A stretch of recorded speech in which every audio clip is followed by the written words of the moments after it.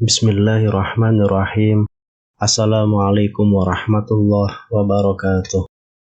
Syukur alhamdulillah kita bisa berjumpa lagi di channel ini. Sholawat dan salam semoga selalu tercurahkan kepada junjungan kita Nabi besar Muhammad sallallahu alaihi wasallam. Allahumma sholli ala sayyidina Muhammad wa ala ali sayyidina Muhammad. Harapan dan doa saya untuk saudaraku semua yang menonton video ini, semoga saudaraku semua selalu diberikan kesehatan oleh Allah, dimudahkan segala urusannya, dilapangkan rezekinya, diampuni segala dosanya. Amin ya rabbal alamin.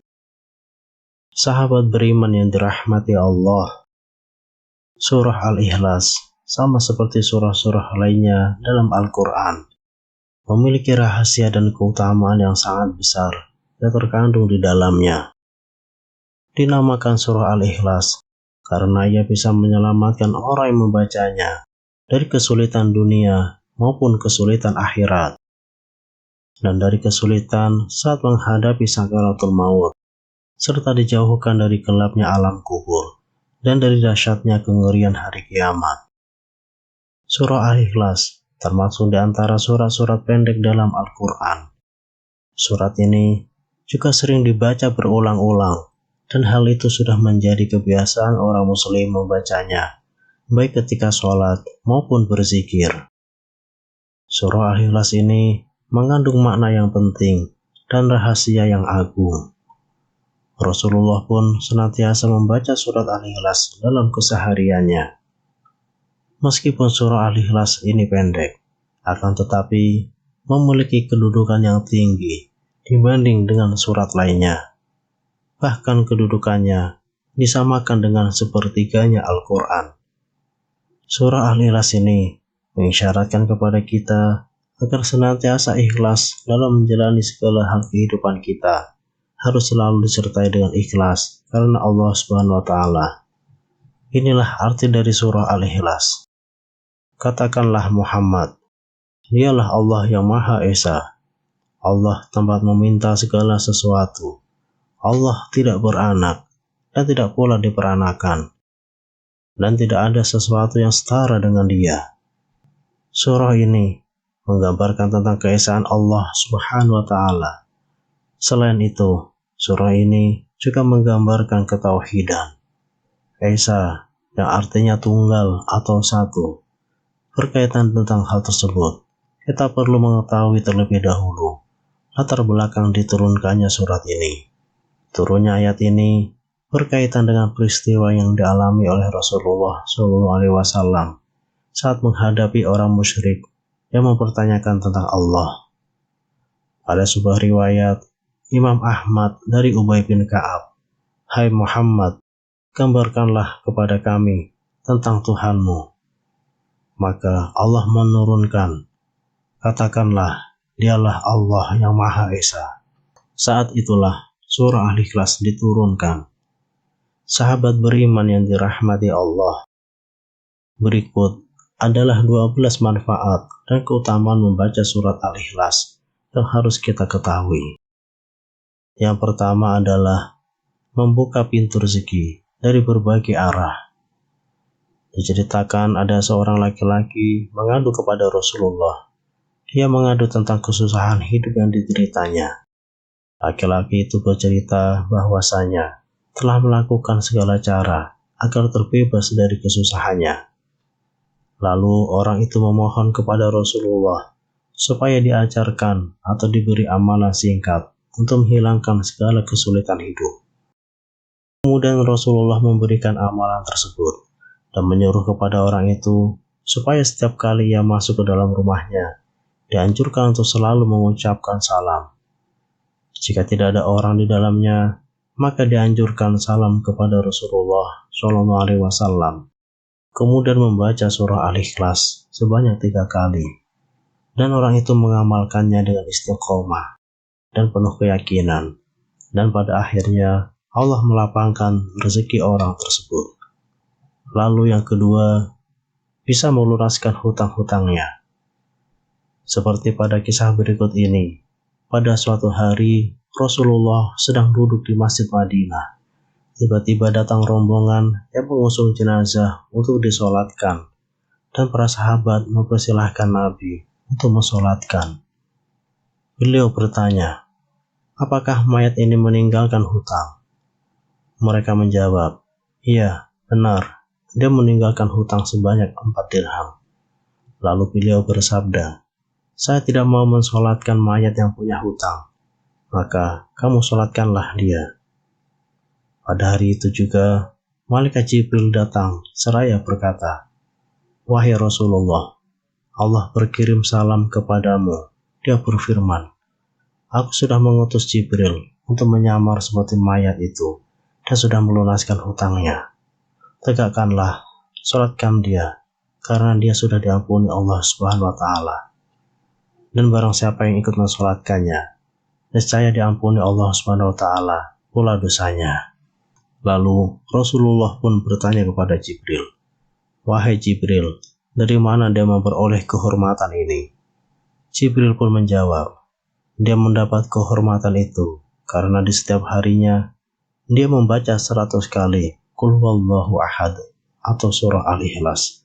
Di dalamnya terdapat keterangan tentang sifat-sifat Allah dan pujian terhadapnya. Dari kisah ini menunjukkan kepada kita bahwasanya barang siapa yang membaca surah Al-Ikhlas sebanyak 100 kali di setiap harinya, maka Allah Subhanahu wa Ta'ala akan melunaskan hutang-hutangnya sebelum ia mati. Yang ketiga, mencegah fitnah siksa kubur. Rasulullah SAW bersabda, barang siapa membaca surah Al-Ikhlas pada saat sakit yang membawa pada kematiannya, niscaya mayatnya tidak akan busuk dalam kuburnya. Dan dalam hadis lain menyatakan akan terhindar dari fitnah kubur, aman dari kesempitan kubur, dan para malaikat akan membawanya melalui sayap-sayapnya, melalui titian Shiratal Mustaqim, hingga sampai ke surga. Yang keempat, akan diampuni dosa-dosanya. Dari Anas bin Malik radhiyallahu anhu, bahwasanya Rasulullah SAW bersabda, barang siapa yang membaca Qul huwallahu ahad atau surah Al-Ikhlas sebanyak 50 kali, niscaya diampuni dosa-dosanya 50 tahun. Yang kelima, mendapatkan istana di surga. Siapa saja yang membaca surah Al-Ikhlas, maka ia akan mendapatkan istana nanti di surga.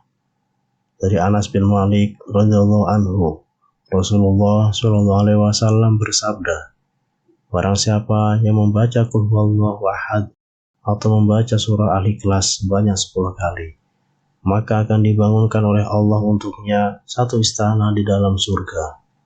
Dan barang siapa membacanya sebanyak 20 kali, maka akan dibangunkan 2 istana di dalam surga. Dan barang siapa membaca 30 kali, maka akan dibangunkan oleh Allah 3 istana di surga. Umar bin Khattab bertanya kepada Rasulullah, ya Rasulullah, kalau begitu akan banyak istana kami di surga. Maka Rasulullah bersabda, Allah lebih lapang, Allah lebih luas daripada itu. Maksudnya, bagi Allah berapapun jumlah istana itu adalah hal yang mudah. Yang keenam, akan selalu diberkahi. Jika ingin hidup kita senantiasa dalam keberkahan dan kebahagiaan, maka baca dan amalkan surah Al-Ikhlas ini. Dari Anas bin Malik, Rasulullah SAW bersabda, barang siapa yang membaca Qul huwallahu ahad atau surah Al-Ikhlas 1 kali, maka ia akan diberkahi. Jika ia membacanya 2 kali, maka ia keluarganya akan diberkahi.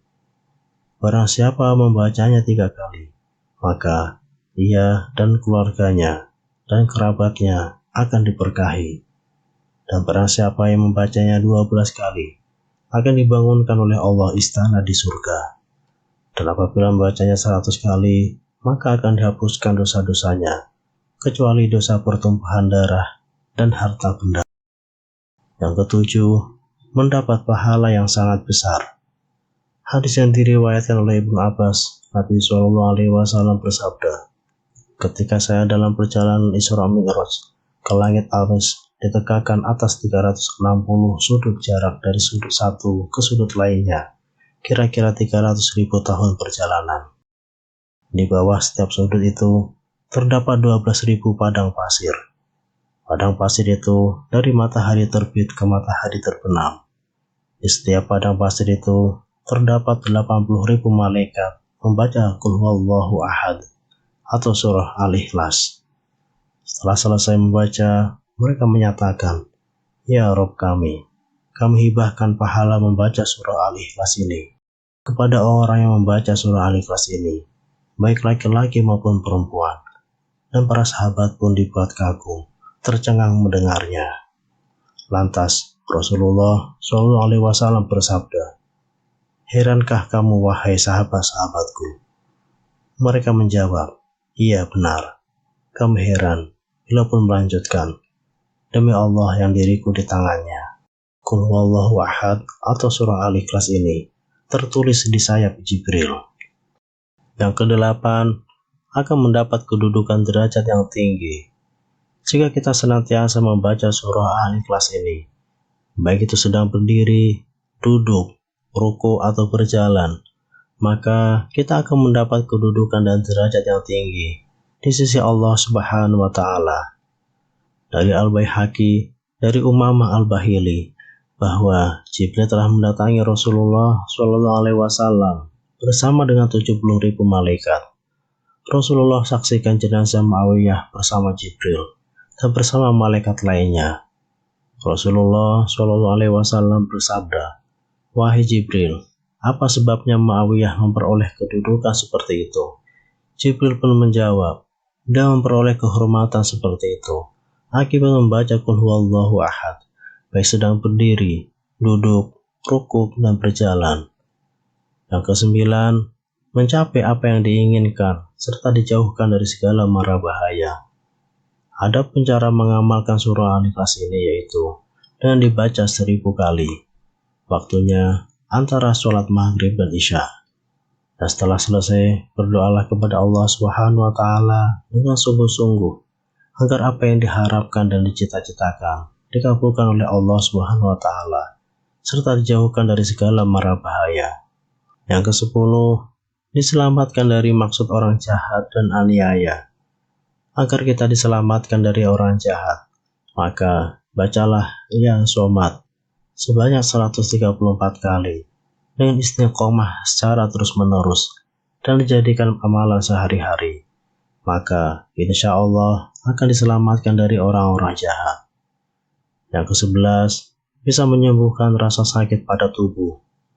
Dari Aisyah radhiyallahu anha berkata, apabila Rasulullah SAW mengandung merasa sakit pada bagian badan, baginda Rasulullah selalu membaca ayat-ayat berikut pada telapak tangan yang kanan, kemudian mengucapkannya pada bagian yang terasa sakit, yaitu dengan membaca surah Al-Ikhlas, Al-Falaq, dan An-Nas.